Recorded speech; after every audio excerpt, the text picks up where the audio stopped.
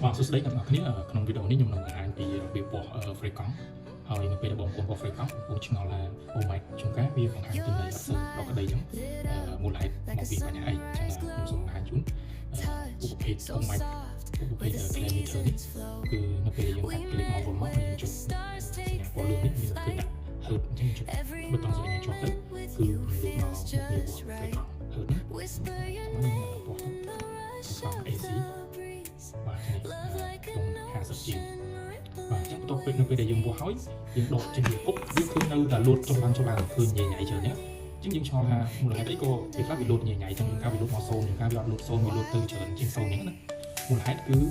ពេលដែលយើងឃើញអញ្ចឹងយើងចុចយើងគូបខ្សែនេះគូបវាពីចេញមក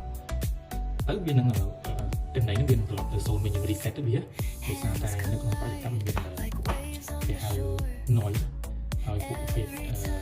kilometer ហ្នឹងឲ្យដល់ក្នុងវាធំចឹងទៅវាមានរបប frame កង់វានឹងចាប់យកសញ្ញាផ្សេងៗទៅបង្ហាញនៅលើ screen ហ្នឹងតែពេលដែលយើងវាស់ទៅគឺវានឹង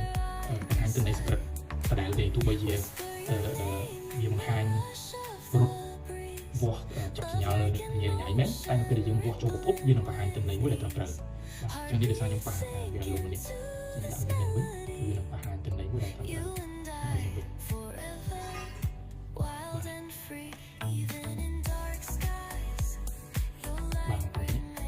ពេលដកចឹងវានៅតែបង្ហាញទិន្នន័យលូតចុះឡើងញ៉ៃញ៉ៃហ្នឹងណាចឹងយើងគាត់ពូខ្សែមកនេះយើងពូខ្សែចឹងវានឹងលូតទិន្នន័យទៅស្រួល